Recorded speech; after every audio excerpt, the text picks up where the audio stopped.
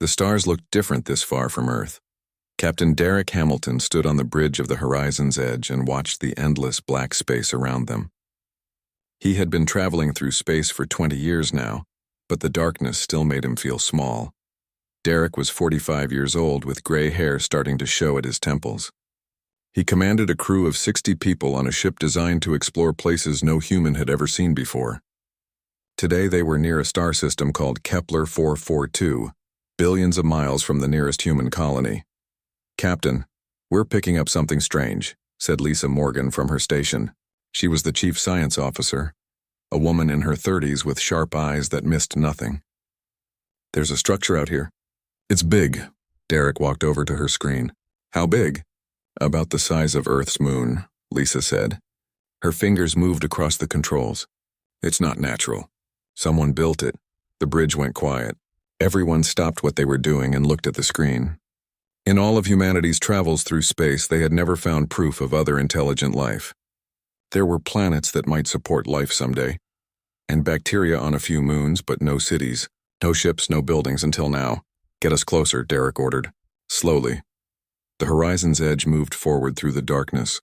As they approached, the structure became clearer on their screens. It was made of black metal that seemed to absorb light rather than reflect it. The surface was covered in patterns that might have been writing or decoration. It was impossible to tell. "How old is it?" Derek asked. Lisa worked at her computer for several minutes before answering. "The metal has been exposed to cosmic radiation for at least 3 million years. Maybe longer, 3 million years. Humans had only been using fire for a few 100,000 years. When this thing was built, Earth was full of creatures that would eventually evolve into people but weren't there yet." "Any signs of power? Any signals?" "Nothing," Lisa said. "It's completely dead. Has been for a very long time." Derek made his decision. "Prepare a boarding team." "I'm going over there." Lisa looked at him with concern. "Captain, we don't know what's inside. It could be dangerous." "That's why I'm going myself," Derek said. "If something goes wrong, the ship needs you here to get everyone home." 2 hours later, Derek floated through space in his suit toward the alien structure. 3 other crew members came with him. Lisa, who insisted on coming despite his objections, a security officer named Carl Hughes, and an engineer named Paula Scott.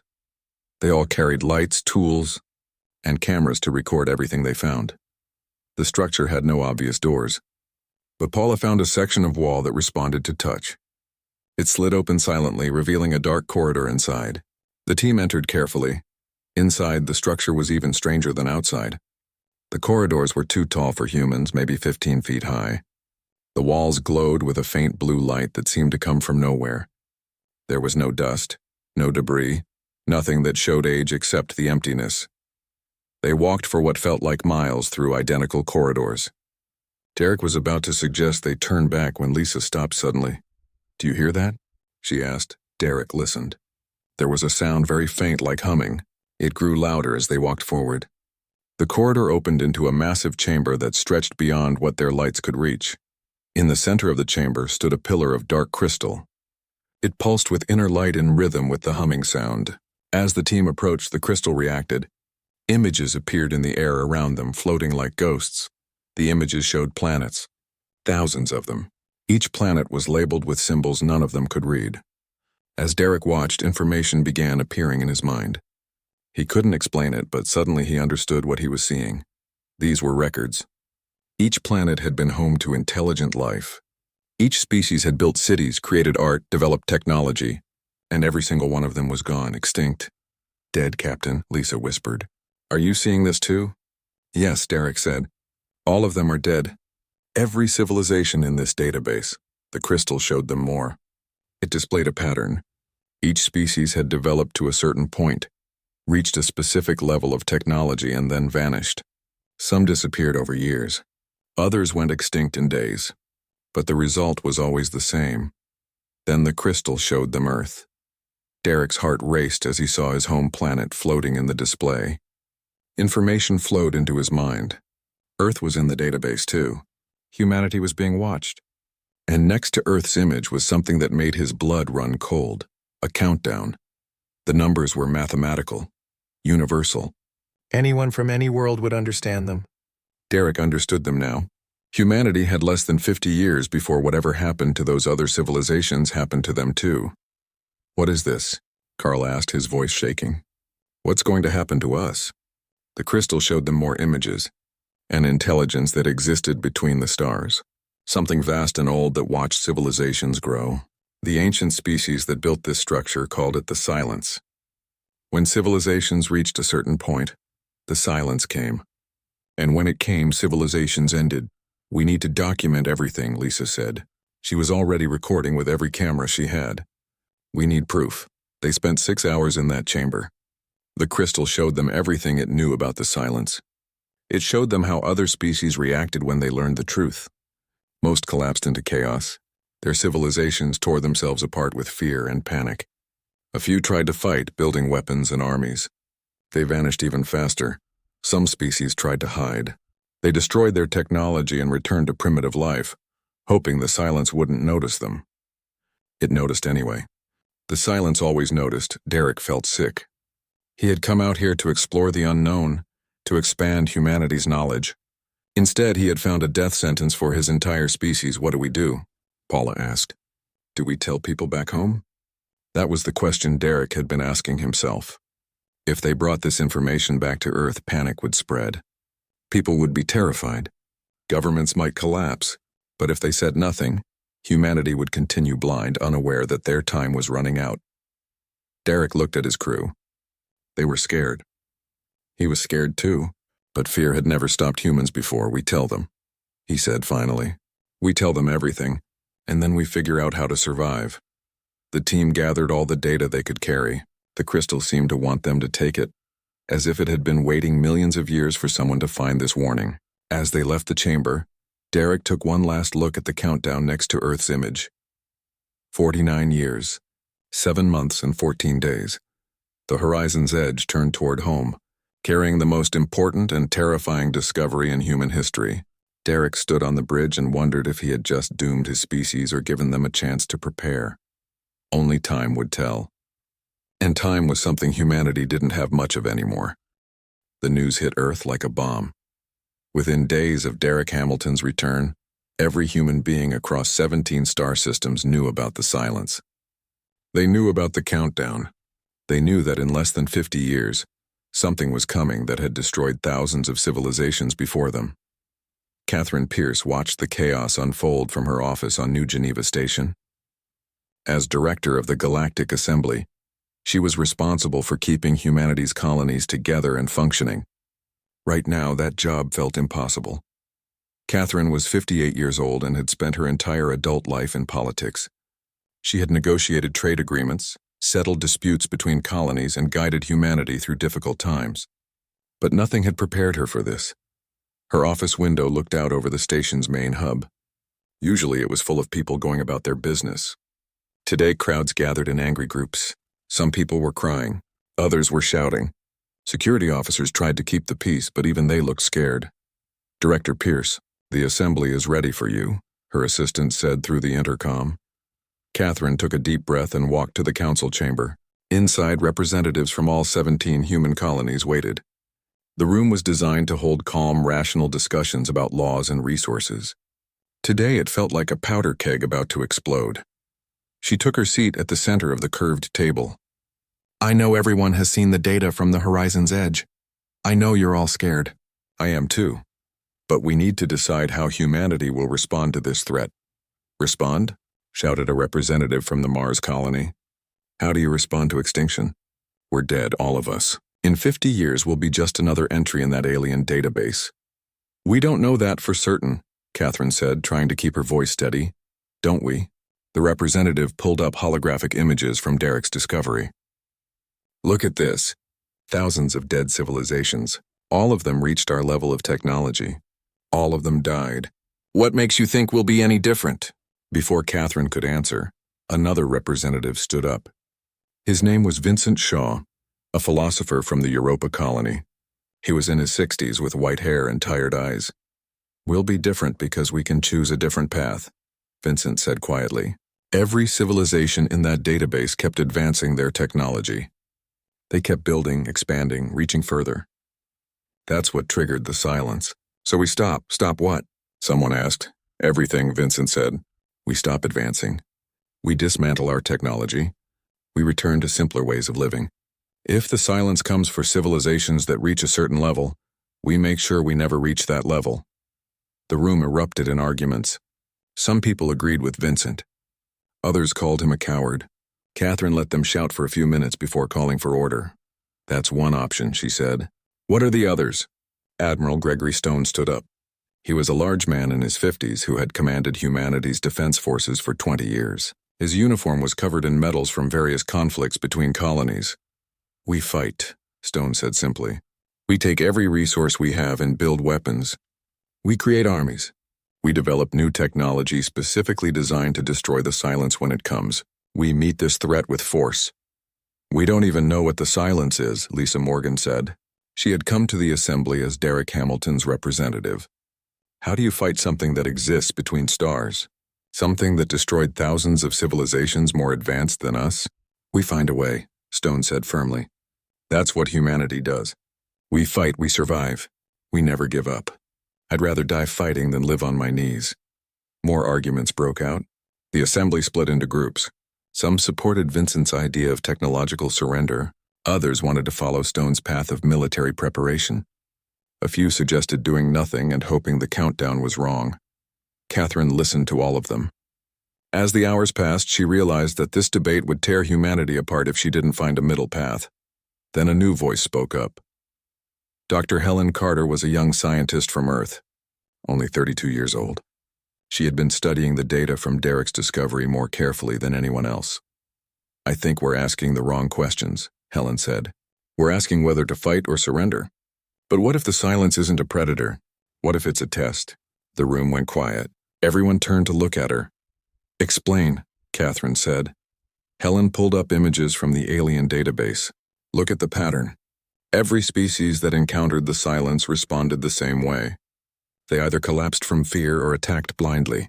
Both responses show a civilization that can't handle challenges beyond their understanding. What if that's what the silence is checking for? You think it's testing us? Vincent asked. Maybe, Helen said. Or maybe it's filtering out civilizations that would be dangerous if they advanced further. Think about it. A species that panics and destroys itself isn't ready for the challenges of deep space. A species that attacks everything it doesn't understand would eventually threaten others. So what do you suggest we do? Stone asked. We do what no other civilization has done, Helen said. We acknowledge our fear without letting it control us. We prepare without becoming violent. We study the silence instead of just reacting to it. We show that humanity can face the unknown with wisdom, not just courage or cowardice. Catherine felt something shift in the room.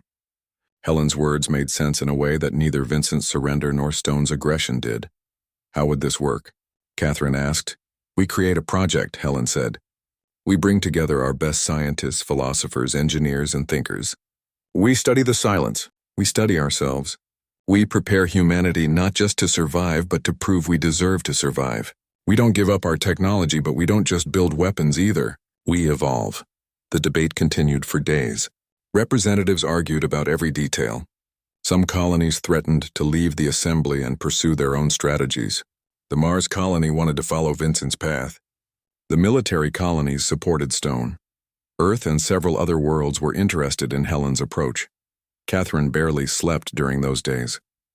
She met with leaders privately, trying to build support for a unified response. She knew that if humanity split into different factions, each pursuing their own strategy, it would weaken them all.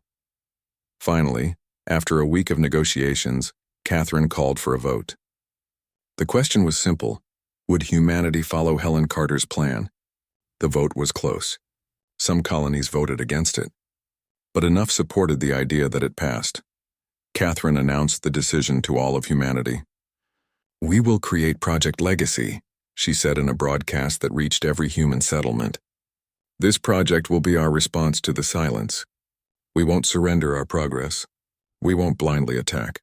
We will study, learn, and grow. We will show the universe that humanity can face fear with wisdom. Not everyone was happy with the decision. Vincent Shaw gave speeches calling it a mistake. He said humanity should abandon technology immediately. Some people listened to him and began forming communities that rejected modern tools. Admiral Stone publicly supported the project, but privately he was furious.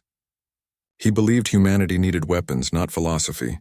He began diverting military resources to secret research facilities, developing weapons that the Assembly knew nothing about. Despite the opposition, Project Legacy began. Helen Carter assembled teams from every colony. Scientists, artists, engineers, teachers, and leaders all joined. Their goal was simple in concept but difficult in practice. Understand what makes humanity special, and prepare to demonstrate it when the silence arrived. Catherine watched the project grow and hoped she had made the right choice. The countdown continued, marking each day that passed. 50 years seemed like a long time, but she knew it would pass quickly. In her quiet moments, Catherine wondered if any choice could save humanity. But she pushed those thoughts aside. Fear was natural, but it couldn't be allowed to make decisions. Humanity had chosen its path. Now they had to walk it together into an uncertain future. 20 years had passed since Derek Hamilton discovered the silence. The countdown now showed less than 30 years remaining. Dr. Helen Carter stood in the main laboratory of Project Legacy on Earth. The facility was built underground, protected from space debris and potential attacks. Around her, hundreds of scientists worked at stations filled with equipment that hadn't existed 2 decades ago. Helen was 52 now. Her hair had gone gray early from stress and long hours. She directed the largest scientific project in human history, and some days the weight of it felt crushing. "Dr. Carter, we have the results from the quantum tests," said Marcus Webb, her chief engineer. He was a tall man in his 40s who rarely smiled but always delivered results. Helen walked over to his station. Marcus showed her data on holographic screens that floated in the air. The numbers and patterns meant nothing to most people, but Helen understood them perfectly. "The signature is different," Marcus explained. "Every technology humanity developed before followed certain patterns. Energy use, quantum fields, dimensional stress. All of it created signatures that we think the silence can detect. But this new approach creates different signatures. Different enough?" Helen asked. "Maybe," Marcus said. "We won't know until the silence arrives, but it's the best chance we have." Project Legacy had been working on this for years. They studied the data from the alien database and found patterns. Every extinct civilization had developed technology in similar ways. They all used similar energy sources, similar materials, similar mathematical approaches. The silence seemed to respond to these patterns. So Project Legacy developed technology differently. Instead of bigger engines, they worked on consciousness expansion. Instead of powerful weapons, they researched quantum communication across impossible distances. Instead of following the same path as dead civilizations, they created new paths entirely. But not everyone supported this work. Helen received reports every day about attacks on Project Legacy facilities. Vincent Shaw's followers had grown into a movement called the Surrender Coalition. They believed any technology was dangerous and tried to destroy research sites. Last month, they had bombed a laboratory on the moon colony. 12 scientists died. "We've increased security," Marcus said, seeing the concern on Helen's face. "Admiral Stone's people are protecting all our facilities now." That brought its own problems.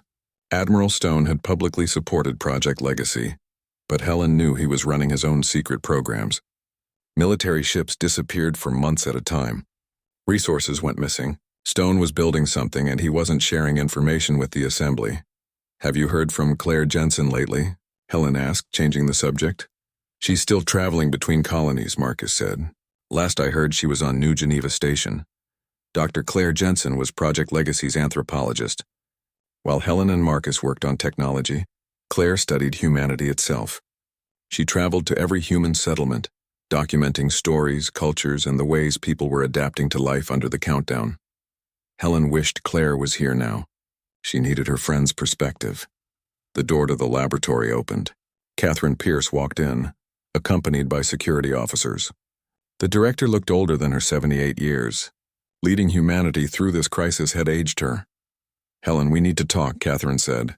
Her voice was serious. They went to a private office. Catherine closed the door and activated privacy screens that prevented anyone from listening. "Vincent Shaw is planning something," Catherine said. "Our intelligence suggests he's going to attack this facility." "The main one, here." Helen felt cold. "When?" "Soon, maybe days. His people have acquired military weapons. They think by destroying Project Legacy, They can force humanity to abandon technology and save us from the silence. That's insane, Helen said. Destroying our work won't stop the countdown. Fear makes people do insane things, Catherine said. I'm evacuating non-essential personnel. But I need you to copy all our research to secure locations. If Shaw succeeds in destroying this facility, we can't lose everything we've learned. Helen started making calls immediately. Over the next 3 days, Project Legacy personnel worked around the clock to copy decades of research. They uploaded data to satellites, transferred it to other colonies, and even encoded it in ways that could survive if all human technology was destroyed. On the 4th day, Vincent Shaw's people attacked. They came at night, hundreds of them. They had explosives and weapons. They overwhelmed the security forces and broke into the facility. Alarms screamed as people ran for emergency shelters. Helen refused to leave. She stayed in the main laboratory with Marcus and a dozen other scientists, frantically trying to protect their work. They could hear explosions getting closer. Then Admiral Stone arrived. His military ships had been orbiting Earth secretly. When the attack began, they descended. Soldiers in combat armor stormed the facility and fought Shaw's people in the corridors. The battle was brief but violent. Stone himself walked into the laboratory covered in dust and carrying a weapon. Dr. Carter, you need to leave now. Not until the data is secure, Helen said. The data is secure, Stone said. We uploaded the last files 10 minutes ago. Now move. Helen let Marcus pull her toward the exit. As they ran through the corridor, she saw the damage. Parts of the facility were destroyed. Bodies lay on the floor, both attackers and defenders. The cost of this day was high. They reached the surface and boarded evacuation ships. From the air, Helen watched her laboratory burn. 20 years of work, gone in one night because some people thought fear was stronger than hope. Vincent Shaw was captured during the attack. Catherine Pierce put him on trial, and the court sentenced him to prison. But his movement didn't die. The Surrender Coalition continued, just with different leaders. Every year they grew stronger as the countdown grew shorter. Admiral Stone used the attack to justify expanding his military programs. He argued that humanity needed protection not just from the silence but from itself. The Assembly reluctantly agreed and gave him more authority. Helen rebuilt Project Legacy, but it was never the same. The new facilities were spread across multiple colonies instead of concentrated in one place. The work continued, but the joy was gone. Now it felt like they were racing against time with enemies at their backs. She received a message from Claire Jensen 6 months after the attack. Claire had been studying the children born during the countdown years. These young people had grown up knowing they might not live to old age. They called themselves the countdown generation. They're different, Claire wrote. They don't waste time. They pursue what matters to them. They tell people they love them. They take risks because what's the worst that can happen? The silence? They've lived with that threat their whole lives. Fear is just background noise to them. Helen thought about that. The countdown generation didn't let fear stop them from living. Maybe that was the answer Project Legacy had been searching for all along. As the years passed, humanity changed. Not just their technology, but their culture. People stopped postponing dreams. Artists created more because tomorrow wasn't guaranteed. Scientists pursued wild ideas because safe approaches hadn't saved other civilizations. Ordinary people told the truth more often, forgave faster, and held their loved ones closer. The countdown continued its march toward zero. Now it showed less than 10 years remaining. Helen was 63 years old and tired. But she kept working because giving up wasn't an option. Marcus Webb came to her one day with news. We finished it. The Consciousness Network. If the silence tests us, we can show it who we are. All of humanity. Connected, sharing our stories and our nature. Will it be enough? Helen asked. Marcus shrugged. I don't know. But it's the best we can do. Helen looked at the countdown display on her screen. 10 years, 2 months, 5 days. She thought about Derek Hamilton, who started all this by discovering the alien structure. She thought about Catherine Pierce fighting to keep humanity together. She thought about all the people who had worked and died to give humanity a chance. Most of all, she thought about the countdown generation. They would be the ones who faced the silence when it arrived. They would represent humanity at its moment of judgment. Helen hoped they would be enough. She hoped humanity's refusal to surrender to fear would matter. Only time would tell. And time was almost up. The countdown reached 0 on a Tuesday. Derek Hamilton was 94 years old now, confined to a wheelchair but still sharp-minded. He sat in the observation deck of New Geneva Station alongside other leaders of humanity. Catherine Pierce was there, now 107 years old, kept alive by medical technology. Dr. Helen Carter sat nearby, 73 and gray but determined to see this through. The younger generation was represented too. People in their 20s and 30s who had been born into the countdown and never knew a world without the threat of the silence hanging over them. "Anything on the sensors?" Derek asked. A young technician named Kyle Mason checked his screens. He was 28 years old with the calm manner that typified the countdown generation. "Nothing yet, sir. All systems normal." But everyone knew that wouldn't last. The silence didn't arrive like a ship or an army. There was no warning, no approach on sensors. One moment space was empty and normal. The next moment everything changed. Helen felt it first. A presence in her mind, not threatening but undeniably there. She looked around the observation deck and saw others reacting too. Everyone felt it. "It's here," she whispered. The presence grew stronger. It wasn't painful or frightening. It simply was, as fundamental as gravity or time. The silence existed everywhere simultaneously, woven into the fabric of space itself. You couldn't point to it or measure it with instruments. You could only experience it. Images began appearing in everyone's mind. Not words or pictures exactly, but concepts that bypassed language entirely. The silence was communicating, but not in any way humans had imagined. Derek understood first, maybe because he had seen the alien database all those years ago. The silence was examining them.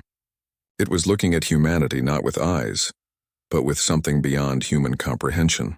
It saw their technology, their culture, their history, their fears and their hopes. "Activate the consciousness network," Helen said. Her voice was steady despite her racing heart. Marcus Webb, now 70 and still brilliant, had stayed on Earth to manage the technical aspects. Through quantum communication, his voice reached them instantly. "Activating now." Project Legacy's greatest achievement came online. Across all 17 colonies, billions of humans connected through technology that operated on principles the silence couldn't detect, because no other civilization had ever developed it this way. The network didn't control minds or steal thoughts. It simply allowed humanity to share who they were. The silence received a flood of information, but not technical specifications or military capabilities. It received stories. A farmer on Mars shared the memory of teaching his daughter to grow food in artificial soil, the pride he felt when she harvested her first crop, the hope that someday Mars would have real farms under open sky. A teacher on Europa shared decades of helping children learn, the satisfaction of watching young minds grasp difficult concepts, the belief that education was how humanity improved itself.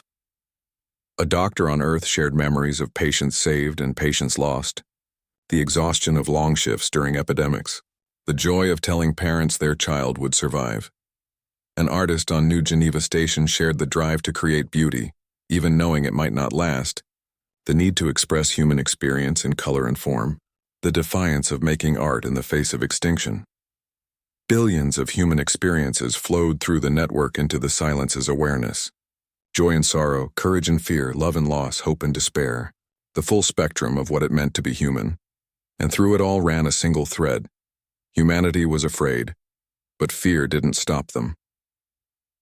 The silence responded.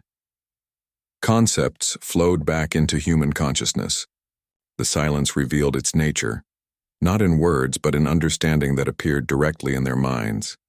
It was not a single entity, but a distributed intelligence that had existed for millions of years. It had watched countless civilizations rise and fall. Most species eventually threatened the balance of the cosmos, either through destructive technology or aggressive expansion. The silence prevented this by eliminating civilizations that followed dangerous patterns. The countdown wasn't a timer until destruction. It was a measure of how much fear a civilization could endure while revealing their true nature. Most species collapsed within years of learning about the silence. They tore themselves apart with panic, proving they couldn't handle challenges beyond their understanding. Some species responded with immediate aggression, building weapons and attacking anything they perceived as a threat. These civilizations were especially dangerous and were removed quickly. A few species tried to hide by abandoning technology and returning to primitive existence. But this proved they would rather surrender their progress than face their fears. The silence judged them unworthy of the cosmos, too. In all its millions of years, the silence had only rarely encountered civilizations that responded differently. Humanity was one of them. You endured, the silence communicated. The concept appeared in every human mind simultaneously. You knew fear for 50 years. You suffered attacks from within. Your species fractured and fought, yet you continued. You created. You loved. You grew. Derek felt tears on his face. 50 years of fear, 50 years of uncertainty, and it had all been a test. A test humanity had passed just by continuing to be human. But the silence wasn't finished. Now you must choose, it communicated. Two options appeared in human consciousness, clear and distinct. The first option, humanity could join the silence. They would transcend their physical forms and become part of the distributed intelligence that curated the cosmos. They would gain knowledge beyond imagination, power beyond measure, and effective immortality. But they would lose their individuality. They would become watchers instead of participants in the universe's ongoing story. The second option, humanity could continue as they were. They would remain physical beings, vulnerable and finite. The silence would leave them alone, but it would also provide no further help. And the universe contained threats far worse than the silence. Other civilizations had survived the test only to fall to dangers the silence couldn't or wouldn't protect them from. You must decide, the silence communicated. All of humanity together. Catherine Pierce struggled to her feet despite her age. How long do we have to choose? As long as you need, the silence replied. But know that delay is itself a choice. To not decide is to remain in fear. The presence faded slightly, giving humanity space to think. The observation deck erupted in discussion. Through the consciousness network, billions of humans across 17 colonies began debating. The network allowed them to share thoughts and feelings without forcing agreement. Everyone would have to make their own choice. We need to vote, Catherine said. This is too important for leaders to decide alone. Every human old enough to understand the choice should get a voice. Over the next 3 days, humanity debated. Some argued for joining the silence and escaping the dangers of physical existence. Why continue to struggle when peace was offered? Others wanted to remain human despite the risks. They argued that struggle gave life meaning. Safety without challenge wasn't really living. Kyle Mason spoke for many in the countdown generation. We've lived our whole lives with fear, he said in a broadcast that reached every colony. We know we might die. We've always known. But we lived anyway. We made friends, fell in love, created things, had adventures. If we join the silence, we might be safe, but we won't be us anymore. A young woman named Danielle Foster added her voice. My grandmother told me that being human means being afraid and doing things anyway. If we give up being human to escape fear, haven't we already lost what makes us worth saving? The voting took 2 days. Every human cast their choice. Yes to join the silence or no to remain human. When the results came in, Catherine Pierce announced them to the waiting silence. We've made our decision. Catherine Pierce stood before the assembled leaders of humanity with the voting results displayed on screens around her. Through the consciousness network, billions of people watched and waited. The silence's presence filled the space around them, patient and ancient. 83% of humanity has voted to remain as we are, Catherine announced. Her voice was steady despite her age and the weight of the moment. We choose to continue as humans with all the fear and uncertainty that comes with it. The silence responded immediately. You surprise us. Most species choose transcendence when offered. They seek escape from mortality and fear. We're not most species, Derek Hamilton said from his wheelchair. At 94, he had seen this crisis from beginning to end. Humans have always been afraid of something. Death, darkness, the unknown. But fear never stopped us from exploring, creating, or living. You understand the consequences? The silence asked. The universe contains dangers we cannot protect you from. Aggressive civilizations that passed our test but became hostile. Natural phenomena that destroy worlds. Existential threats you cannot yet imagine. You will face these alone. We understand, Helen Carter said. She thought of the 50 years she had devoted to Project Legacy. All the people who had worked and died to reach this moment. But being alone is part of being human too. We've always faced the universe with just ourselves to rely on. The silence communicated acceptance. Then we honor your choice, but know that some of your number wish to join us. Will you deny them? Catherine looked at the voting data. 17% of humanity, nearly 1 billion people, had voted to transcend. They wanted to join the silence and escape the limitations of physical existence. No, Catherine said. We don't deny anyone their choice. Those who wish to join you may do so. We ask only that they be allowed to say goodbye first. This is acceptable, the silence replied. Over the next week, families across human space said difficult goodbyes. Parents who chose transcendence hugged their children one last time. Friends who had known each other for decades shared final conversations. Couples separated by different choices spent their last days together. Some people changed their votes during this time. A few who had chosen transcendence decided to remain human after all. Others who had voted to stay decided to join the silence. Catherine allowed all changes, believing that such an important choice deserved full freedom. Finally, the day came. Those who chose transcendence gathered in designated locations. They simply closed their eyes and let go of their physical forms. Their bodies remained alive but empty, as their consciousness merged with the silence. Medical teams would care for these empty vessels, though no one expected the transcended to ever return. The silence spoke to humanity one final time. We leave you now, but first a gift for your courage. Information flooded through the consciousness network, coordinates to other civilizations in distant galaxies that had also passed the test and chosen to remain physical. Humanity wasn't alone in the universe after all. Others had made the same choice, faced the same fears, and continued despite them. Seek them out when you are ready, the silence communicated.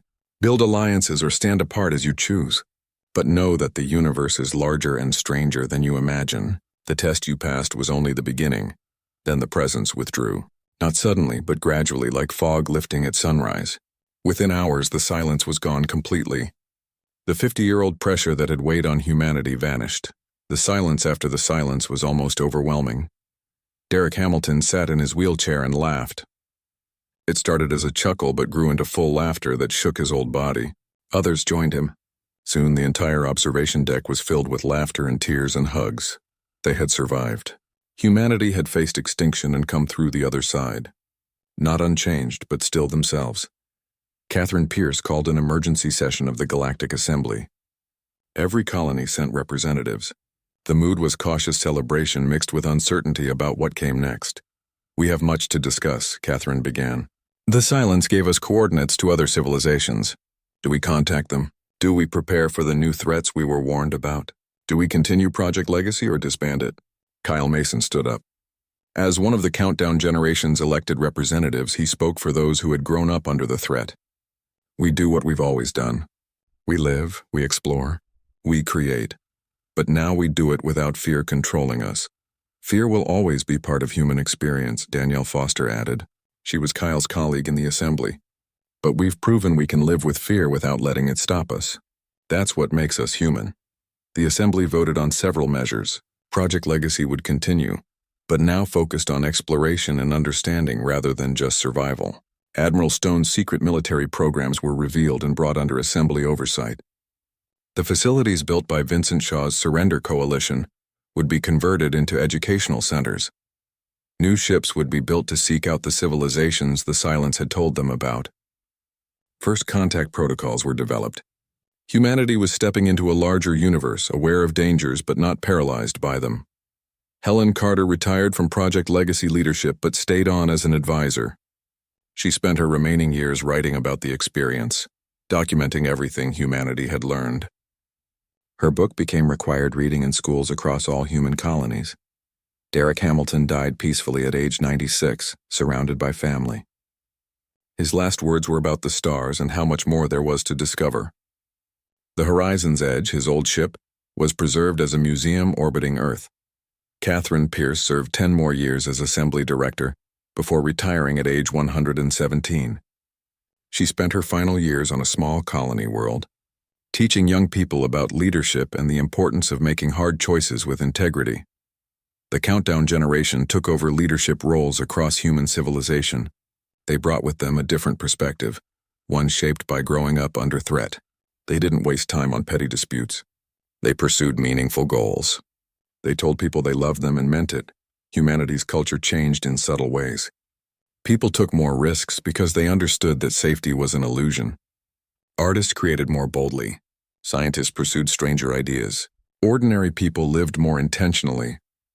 When human ships finally reached the first of the civilizations whose coordinates the silence had provided, they found others much like themselves. Aliens who looked different but shared the same core trait. They had faced existential fear and continued anyway.